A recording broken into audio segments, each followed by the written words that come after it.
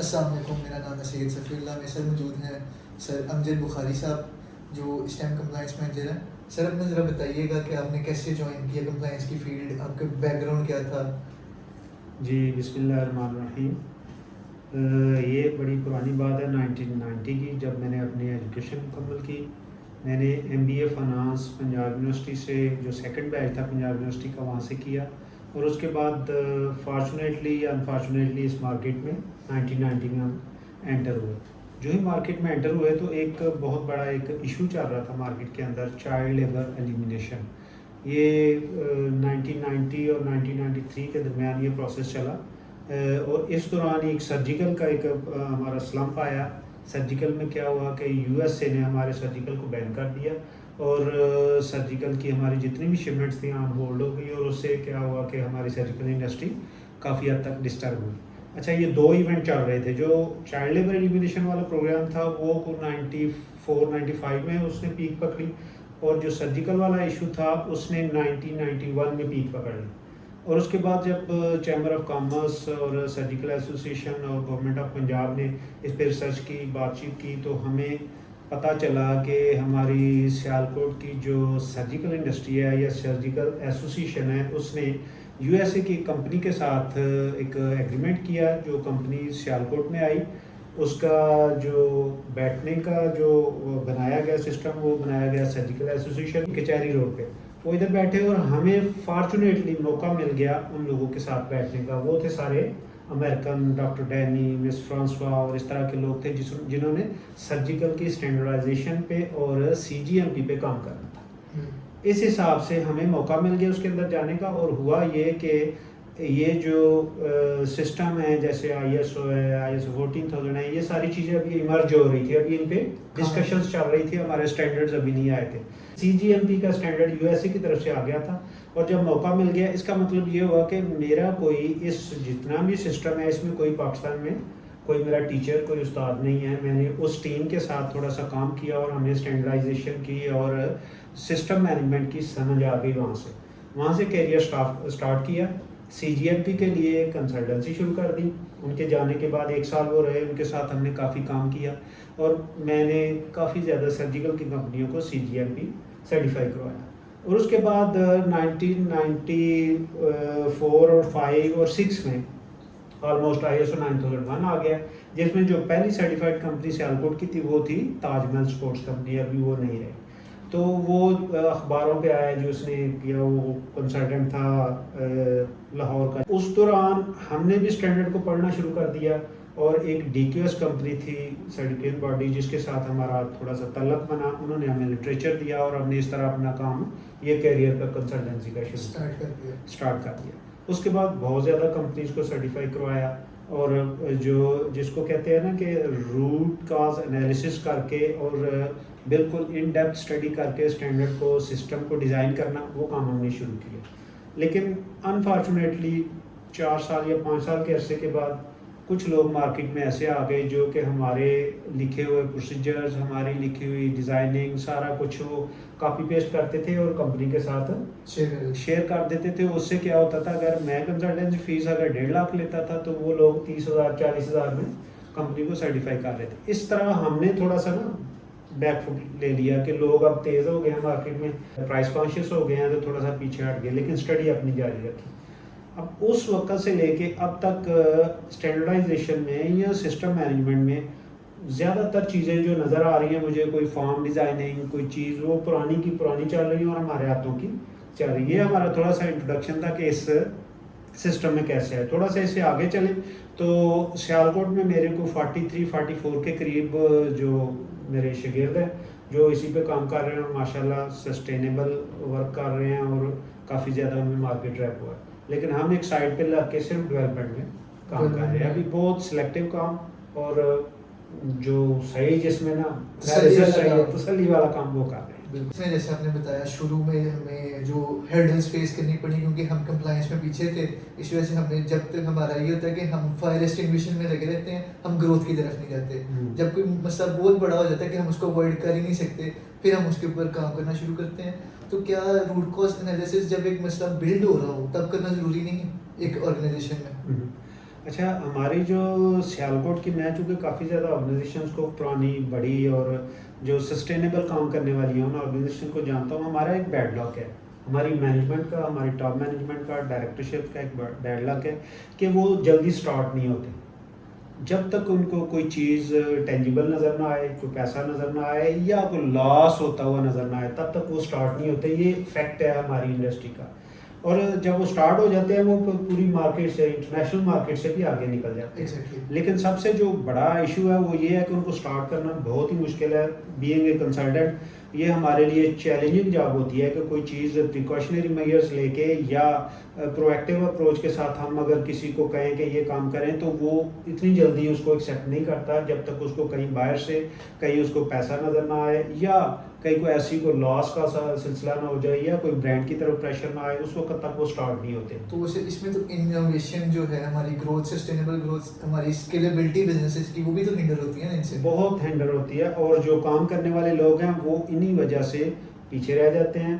Plus उनके जो ideas और जो कह लें कि जो बैकबोन इंडस्ट्री बन सकते हैं, वो सारी चीज़ें हिडन की हिडन रह जाती हैं और उसको पॉलिश नहीं किया जाता। हालांकि चाहिए ये कि इंडस्ट्री की, जिस तरह हमारे ये बने हुए हैं, जो एसोसिएशन बनी हुई है, जिस तरह चैम्बर है, सर्जिकल एसोसिएशन है, ग्लव्स एसोसिएशन, इनको चाहिए कि ये इस पे बहुत ज़्यादा सेमिनार्स करवाएं, और ख़ासकर स्टूडेंट्स को नहीं, जो एम्प्लॉई हैं उनको नहीं, डायरेक्टर्स को एजुकेट करने की बहुत अशद ज़रूरत है, ताकि अभी जो 2025 में जो हम इस वक्त विजुलाइज कर रहे हैं, वो अभी शायद कोई भी नहीं कर रहा है। इतना मुश्किल वक्त आ रहा है, अगर तो हम हमारे जो डिसीजन मेकर्स, मेन जो डिसीजन मेकर्स हैं, उन्होंने अगर एजुकेशन ना ली या इस पे सीरियस ना हुए, तो हमारे लिए फिर एक बहुत बड़ा फ्ला आ जाएगा। जिस तरह हम 1990 में इसमें सर्जिकल में हमारे बहुत बड़ी इंडस्ट्री तबाह हो गई थी, इंडस्ट्री बंद हो गई थी। एग्जैक्टली। और चाइल्ड लेबर एलिमिनेशन प्रोग्राम में हमारी इंडस्ट्री को इतना बड़ा लॉस हुआ था, इतना बड़ा लॉस हुआ था। ये सारी इसकी वजह सिर्फ एक ही है कि हमारे जो डिसीजन मेकर्स हैं या जो ओनर्स हैं या जो डायरेक्टर हजरात हैं, वो ट्रेंड नहीं होना चाहते। जो नई टेक्निक्स हैं, जो नए इमर्ज हो रही हैं चीज़ें, जो नए स्टैंडर्ड इमर्ज हो रहे हैं, उन पे उनकी अपनी दस्तरस चंद लोगों की होती है, पूरी इंडस्ट्री में नहीं है, इसीलिए हम पीछे रह जाते हैं।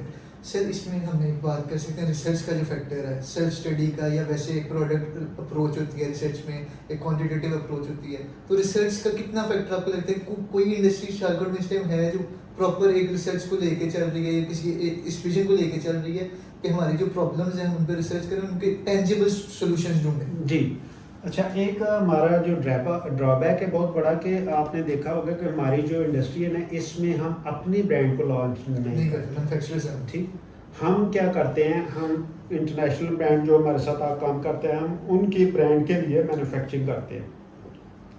जो R&D उनकी तरफ से आती है, जो डिज़ाइन उनकी तरफ से आता है, जो पैरामीटर्स उनकी तरफ से आते हैं, डिटो कॉपी करके हमें उनको फॉलो करना होता है।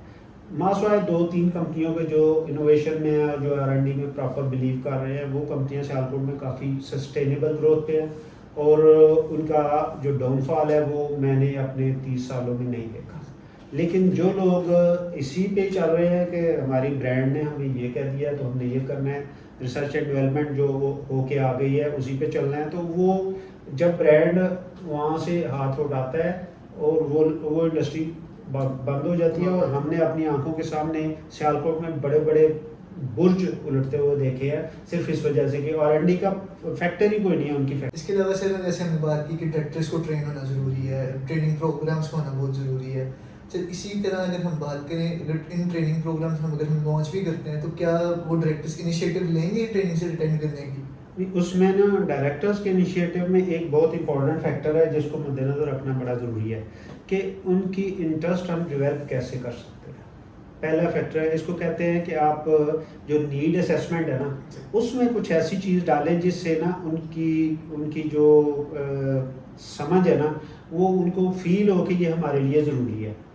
उनकी समझ है उसको प्रॉपर वो मतलब उस तरह विजुअलाइज कर सके कि अगर ये हमने ट्रेनिंग ना ली या ये चीज़ें हमने ना सीखी, तो हो सकता है हमारी इंडस्ट्री या हमारी फैक्ट्री या हमारी फैसिलिटी पीछे रह जाए। क्योंकि एम्प्लॉयज़, GM, उन पर रिलाई करना उनके लिए, अभी सियालकोट में ऐसा नहीं है कि कॉर्पोरेट कल्चर बहुत ज़्यादा डेवलप हो गया हो। तो वो रिलाई करना किसी मतलब एम्प्लॉई पे आप इवन ये भी देख सकते हैं कि हमारे इधर ना जो होता है ना डिप्टी डायरेक्टर, वो भी आपको बहुत कम फैक्ट्रियों में मिलेगा। डिप्टी डायरेक्टर जीएम से प्रमोट होके जाता है तो वो डिसीजन मेकिंग में आ जाता है। लेकिन हमारे इधर जो ड्रॉबैक है वो ये है कि डिसीजन मेकर डायरेक्टर होते हैं और उनका दूसरी इंडस्ट्री का एक्सपीरियंस नहीं होता। वो इसको फजूल समझ रहे होते हैं या इसको वो समझ रहे होते हैं कि मेरे लिए नहीं है, ये किसी और के लिए है। तो ये एरिया जो है ना कि इनको किसी प्लेटफॉर्म से, किसी फोरम से लाउड एंड क्लियर वॉइस जानी चाहिए कि ये चीज़ें जिस तरह एम्प्लॉई ट्रेनिंग ले रहे हैं इस तरह डायरेक्टर्स को भी उसके लिए एजुकेट होना बड़ा ज़रूरी है, ताकि इसको हम किसी लेवल पे लेके जाएं अंडरस्टैंडिंग को। जब तक अंडरस्टैंडिंग डेवलप नहीं होगी तब तक सस्टेनेबल ग्रोथ का इशू रहेगा सियालकोट में, और अभी तक रहा है।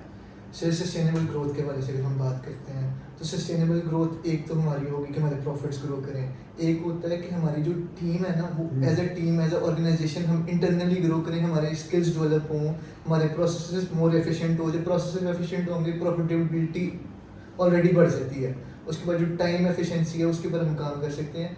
तो ये इनिशिएटिव्स मेरे ख्याल से सिर्फ कुछ इंडस्ट्रीज़ के अलावा मैंने कहीं पे नहीं देखे। आप खुद कंसल्टेंट रहे हैं, आपके काफ़ी सालों से, आप शुरू एज बिगिनिंग ऑफ टाइम हम बात कर लेते हैं कि तब शुरू से आप जब से कंसल्टेंसी आई है, कंप्लायंस के ऊपर काम हो रहा है, तब से आप इस फील्ड में हैं। तो सर आपने क्या देखा कि जो ऑर्गेनाइजेशंस इन फैक्टर्स को आइडेंटिफाई करके इनके ऊपर काम करना स्टार्ट करती हैं, उनकी प्रॉफिटेबिलिटी बाकी ऑर्गेनाइजेशन से बेहतर होती है कि वो इसी लूप में फंस जाती हैं? अच्छा, मैं ना इससे थोड़ा सा एक स्टेप पीछे होकर बात करता हूँ कि अब एक है कि उस फैसिलिटी के या कंपनी के अंदर R&D department, research and development department काम करें। एक नया ट्रेंड चला हुआ है पाकिस्तान में, जो गोरे हैं ना या जो यूरोपियन यूनियन के लोग हैं वो फंडेड प्रोग्राम चला रहे हैं हमारे पाकिस्तान में, पर्टिकुलरली हमारी सियालकोट इंडस्ट्री में, पर्टिकुलरली लेदर गारमेंट्स में और टेक्सटाइल में। वो उनका जो मेन थीम है ना वो ये है कि हम डायरेक्टर्स को और मेन स्ट्रीम के लोगों को हम एजुकेट करें कि हम सस्टेनेबल ग्रोथ के लिए काम करें, और इसके लिए फंडिंग जारी होती है। अब मैं रिसेंटली एक GIG प्रोग्राम चला है, वो 8 साल चला है, और मुख्तलिफ फैक्ट्रियों में जाके लेबर्स को ट्रेन किया गया है, फिर सस्टेनेबल डेवलपमेंट पे काम किया गया है, प्रोसेस वैलिडेशन पे काम किया गया है, टाइम मैनेजमेंट पे काम किया गया है, और वो फंडेड प्रोग्राम था। और उसके लिए हमारे वर्कर लेवल के जो सबसे लोएस्ट क्लास है उसके लोगों को भी बाहर के मुल्कों में बुलाया गया है और ट्रेनिंग दी गई है। अब ये एक यूरोपियन यूनियन इनिशिएटिव ले रही है, ये उसके फंडेड प्रोग्राम आ रहे हैं। उसमें जो सरफलिस्ट मेरे सामने आया GIG प्रोग्राम था वो अभी खत्म हो गया, LES प्रोग्राम था वो भी अभी पिछले दिनों खत्म हुआ, 8 साल का वो प्रोग्राम था। अभी अब नए प्रोग्राम अभी लॉन्च हो रहे हैं, जो WWF है ना उसके प्लेटफॉर्म से फैक्ट्री को, इंडस्ट्री को सस्टेनेबल ग्रोथ में और R&D में, खासकर जो प्रोसेस वैलिडेशन है, टाइम मैनेजमेंट है, प्रोडक्ट वैलिडेशन है, प्रोडक्ट डेवलपमेंट है, उसमें बहुत कुछ हो रहा है और बहुत कुछ लोग उसमें अचीव कर रहे हैं। लेकिन अनफॉर्चुनेटली जो मैक्सिमम इंडस्ट्री है ना हमारी, जिससे हमारा ये कह लें कि भाई वो मेन रेवेन्यू जनरेट हो रहा है, वो सारे इन चीज़ों से रिलेटेड है। सर इसके अंदर जैसे आपने हमें इतना कुछ बताया माशाल्लाह, तो रिसर्च का फैक्टर है, आप इन चीज़ों के ऊपर रिसर्च करके आप सेल्फ स्टडी करते होंगे, कौन सा आ रहा है, कौन सा इनिशिएटिव आ रहा है, कौन सी ऑर्गेनाइजेशन क्या कर रही है, कौन सी ऑर्गेनाइजेशन हमें सपोर्ट कर रही है। तो ये रिसर्च फैक्टर्स क्या इसको एक सिस्टमेटिक वे में नहीं होना चाहिए कि एक ऑर्गेनाइजेशन में? देखें, आप जिस लेवल पे बात कर रहे हैं, अभी जो हमारी इंडस्ट्री है उसको मतलब स्टेप अभी टाइम लगेगा इस लेवल पे आने के। लेकिन स्टैंडर्डाइज रिसर्च एंड डेवलपमेंट अगर प्रोसेस हो जाए तो उसमें रिजल्ट बंदा प्रिकॉशनरी या कह ले कि पहले से ही रिजल्ट्स को बंदा देख सकता है, प्रिडिक्ट कर सकता है। अगर हर कोई बंदा, मैं एक मिसाल देता हूँ कि जापान में चले जाए ना, वहाँ अगर 1000 बच्चे को मिले ना तो उनका जो बिहेवियर है वो एक जैसा होगा, हर कोई एक तरह बात करेगा, हर कोई एक तरह जवाब देगा उनका।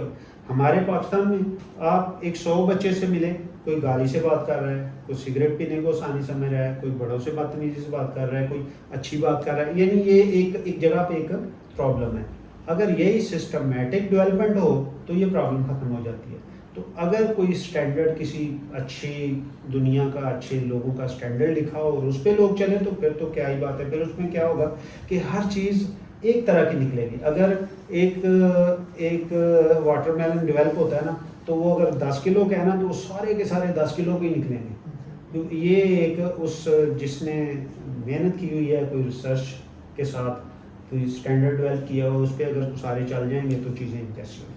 सर ऐसे ही हमने एक स्टैंडर्ड डेवलप किया बिल तहकीक का, जिसके अंदर हम रिसर्च फॉर सस्टेनेबल डेवलपमेंट पे बात कर रहे हैं। इसके अंदर हमने प्रॉपर एसओपीज भी बनाई हैं, उसकी मैनुअल बनाया है, हम ट्रेनिंग्स प्रोवाइड करेंगे उनसे रिलेटेड, जिससे आप एक ऑर्गेनाइजेशन में उनके मैनेजमेंट सिस्टम हम रिसर्च इंटीग्रेट कर सकते हैं। जैसे हर लेवल पर रिसर्च हो, अगर एचआर को कोई प्रॉब्लम है तो एचआर वेट ना करे कि कोई इनिशिएटिव आएगा यूरोप से, यूएसए से, कोई हमें पीछे से कहेगा कि यार ये करो तो फिर हम करेंगे। जैसे वेजिस का इशू है तो एचआर अपने रिसर्च करके अपने प्रॉब्लम्स खुद आइडेंटिफाई करे, उनको खुद हल निकाले। इसी तरह अगर प्रोडक्शन लाइन में कोई इशू आ रहा है तो प्रोडक्शन लाइन खुद अपने प्रॉब्लम्स को आइडेंटिफाई करे, खुद हल निकाले। इससे ये है कि हमारी एफिशिएंसी भी बिल्ड होगी। उसके अलावा हम इसके ऊपर बेहतर अपने प्रोडक्ट की क्वालिटी को बेहतर कर सकते हैं, हम अपना एक्सपोजर बेहतर कर सकते हैं। उसके बाद सस्टेनेबिलिटी हमारी बेहतर होगी, जिससे हम जब हम चले जाएंगे हमारी जो नेक्स्ट जनरेशन है उनके पास कुछ होगा कि वो कुछ ले सकें हमसे। अच्छा, सबसे पहली तो बात है ये जो स्टैंडर्ड है सस्टेनेबल डेवलपमेंट का, जो ये इसमें मेरा भी इनपुट शामिल है जब ये डेवलप हो रहा था। और इसमें एक बहुत अच्छी बात है कि जितने भी इंटरनेशनल स्टैंडर्ड्स हैं उनके साथ ही अलाइन है। उनके जो सिस्टम है या जिस तरह वो बात करते हैं, जिस लैंग्वेज में वो यही स्टैंडर्ड अच्छी एक एफर्ट है और बहुत अच्छा लगता है ये सस्टेनेबल डेवलपमेंट का ये जो प्रोग्राम है, आपने जो स्टैंडर्ड डेवलप बिल की तहकीक ने किया है, और इसकी मेरी स्टडी भी है। और इसको अगर ट्रू सेंस में इम्प्लीमेंट किया जाए तो मेरा नहीं ख्याल कि कोई प्रॉब्लम रह जाए किसी भी इंडस्ट्री में, अगर कोई इसको लेके चले। और आसान भी है, सिर्फ ये है कि एक हमने एक माहौल डेवलप करना है कि जिससे लोग इसको अडॉप्ट करें और अपनी चीज़ों को सस्टेनेबल डेवलपमेंट में एटीट्यूड डेवलप करने में, लेकिन उसमें टाइम लगेगा। उसमें टाइम लगेगा। और उसमें सबसे जो बड़ी बात है वो ये है कि टॉप लेवल से लो लेवल की तरफ ट्रेनिंग सेशंस और इस तरह की चीज़ें होनी बड़ी ज़रूरी हैं, ताकि टॉप लेवल को अगर समझ आए, अगर डिसीजन मेकर को समझ आ जाएगी कि इससे मुझे ये प्रॉफिट है, ये फ़ायदा है और इस तरह मेरी सस्टेनेबल डेवलपमेंट हो सकती है, तो वो उसको डेफिनेटली। सर वैसे ही हम जैसे डायरेक्टर्स को हम कहते हैं ब्रेन ऑफ एन ऑर्गेनाइजेशन होते हैं। जब वो सिग्नल देंगे तो पूरी ऑर्गेनाइजेशन ना एक प्रॉपर एक बॉडी की तरह एक डायरेक्शन में मूव करती है। जब हमारा डायरेक्टर कंफ्यूज होगा तो आपको क्या लगता है कि वो फिर बॉडी उस तरह ग्रो कर सकेगी, एक डायरेक्शन पकड़ सकेगी बॉडी? हमारे सियालकोट में सबसे बड़ी जो ड्रॉबैक है वो यही है। एक तो सबसे बड़ी बात है कि हम जैसे जो प्रोफेशनल्स हैं हम उनको कन्विंस ही नहीं कर सकते। उनके अपने लॉजिक्स इस तरह के होते हैं कि बंदा देखते ही रह जाता है कि यार ये लॉजिक क्या दे रहा है, इसको पता भी नहीं है कि ये क्या रहा है। और कल साल को जो इन पे जो वो डाज आनी है, जो करोड़ों रुपया का मामला होना है, वो अभी तक इनको समझ ही नहीं आ रहा। और जब तक वो हो ना जाए तब तक वो बिल्कुल वो चार्ज ही नहीं होते। तो ये हमारे सियालकोट की मोस्टली कंपनियों की ये प्रॉब्लम है। और डायरेक्टर्स अब आके जो नई जनरेशन है डायरेक्टर्स की, वो कुछ पढ़ी लिखी है और वो हमारी बात को भी अंडरस्टैंड करती है और उसको लेके चलते हैं। कुछ ट्रेंड सेटर्स भी हैं, उनको कॉपी करना हमारे लिए बहुत फ़ख्र होता है। ट्रेंड सेटर्स में मैं नाम ले लेता हूँ। एक हमारे थे ज़का साहब जो फाउंडर हैं चैम्बर ऑफ कॉमर्स के, और जो उन्होंने एक अल्लाह ताला उनकी मफ़रत करे, उन्होंने एक बहुत बड़ा अचीवमेंट वाला काम किया था कि हमारे जब चाइल्ड लेबर एलिमिनेशन प्रोग्राम चले थे ना, हुआ हमारे साथ ये था कि इसको पे हमारे सारे लोग गए एग्जीबिशन लगाने के लिए। उधर जो स्विट्ज़रलैंड था ना, उनके नेशनल टीवी चैनल ने हमारी चाइल्ड लेबर की जो खबरें चला दी और उसमें इधर से वो वीडियो बना के ले गए हुए थे। तो हमारे लिए वो बहुत बड़ा ड्रॉबैक हुआ और बड़ी प्रॉब्लम हुई। अब अकेले ख्वाजा ज़का साहब ने, गवर्नमेंट ऑफ पाकिस्तान को उसमें इन्वॉल्वमेंट नहीं है, किसी और मतलब एनजीओ की इन्वॉल्वमेंट नहीं, अकेले ख्वाजा ज़का साहब ने इस chamber of commerce and industry के साथ मिलके उस केस को यूरोपियन यूनियन के साथ वो लड़ा उस केस को, और विद इन 1.5 ईयर लगे थे उसको विन किया। पूरी यूरोपियन यूनियन के साथ अकेले बंदे ने मत्था लगाया और उस केस को विन किया। इस तरह के लोग ट्रेंड सेटर हमारे हैं। ख्वाजा मसूद साहब हैं फॉरवर्ड वाले, कौन नहीं उनको जानता, उन्होंने ट्रेंड सेट किया है। फिर मीना हसन साहब हैं ये निज़ाम सद वाले जो एयरसेल के जो चीफ एग्जीक्यूटिव हैं, वो ट्रेंड सेटर है। यानी इस तरह के जो लोग ट्रेंड सेटर अगर उनकी कॉपी नहीं करेंगे आम इंडस्ट्री के लोग, तो मेरा नहीं ख्याल कि वो सस्टेनेबल डेवलपमेंट की तरफ जा सकेंगे। स्टैंडर्ड ये होना चाहिए हमारा, स्टैंडर्ड ये एग्जैक्टली। तो सर अगर छोटा सा आप पैगाम देना चाहें हमारी एसएमईज को कि आर&डी और रिसर्च कितनी इंपॉर्टेंट है आपकी ओवरऑल ग्रोथ के लिए, आपकी पर्सनल ग्रोथ के लिए या आपकी बिजनेस की ग्रोथ के लिए, तो क्या पैगाम देना चाहिए? मेरा एक ही पैगाम है कि सबसे पहले ये है कि अपने आप को पहचानें, हम किस जगह पे हैं अगर हमने एक्सपोर्ट ओरिएंटेड बिजनेस करना है, अपनी प्रोडक्ट को इंटरनेशनल मार्केट में बेचना है, तो फिर वो अगर आप सस्टेनेबल रिसर्च एंड डेवलपमेंट पे नहीं होंगे तो आप 1 साल 2 साल 3 साल तक एग्जिस्ट कर सकेंगे और उसके बाद एलिमिनेट हो जाएंगे। क्योंकि इसकी मिसालें हैं बहुत बड़ी बड़ी। ज़ीरोक्स एक कंपनी थी जो फ़ोटो कापियर बनाती थी, उसने सारे राइट्स अपने कॉपीराइट करवा लिए और वो ज़ीरोक्स 10 साल तक उसने ना अपने आप को मार्केट में किसी और को आने नहीं दिया। और उसके बाद वो किधर गई? R&D उन्होंने की नहीं थी, वो बिल्कुल मार्केट से एलिमिनेट हो गई। नोकिया फ़ोन, जिसने सस्टेनेबल रिसर्च एंड डेवलपमेंट पे काम किया है वो फॉरएवर होता है। और मेरा ये पैगाम है अपने इंडस्ट्रियलिस्ट के लिए कि आप अपनी प्रोडक्ट को अब अमेज़ोन है या ऑनलाइन प्लेटफॉर्म है उन पे डेवलप करें और रिसर्च एंड डेवलपमेंट पे, और वो भी सस्टेनेबल रिसर्च एंड डेवलपमेंट पे मेहनत करें, अच्छे दिमाग इस्तेमाल करें और अपनी प्रोडक्ट को मतलब हर रोज़ एक नई जिद्दत और नए एक विजन के साथ उसको डेवलप करवाएं, ताकि आपकी प्रोडक्ट अगर 1 साल एक डिज़ाइन चला है तो दूसरे साल कोई उससे बेहतर डिज़ाइन चले, या उसकी प्राइस और कम हो जाए, या उसकी टाइम मैनेजमेंट बेहतर हो जाए, उसकी क्वांटिटी बेहतर हो जाए। तो ये चीज़ें सारी की सारी पॉसिबल हैं सिर्फ़ और सिर्फ सस्टेनेबल डेवलपमेंट से। और ये जो स्टैंडर्ड है, ये बिलतहकीक ने जो स्टैंडर्ड डेवलप करवाया है और इसको पाकिस्तान की जो मिनिस्ट्रीज़ हैं उन्होंने वेट किया है, और इंशाल्लाह ये इंटरनेशनल प्लेटफार्मों पे भी ये वेट हो जाएगा और एक्सेप्ट हो जाएगा। इसको बगैर किसी डिले के इसको अंडरस्टैंड करें, इसको इम्प्लीमेंट करवाएं अपनी ऑर्गेनाइजेशन में। आपको खुद ही समझ आ जाएगी कि हमने R&D कैसे करनी है किसी प्रोडक्ट की, किसी प्रोसेस की, या किसी भी इंटेंजिबल चीज़ की।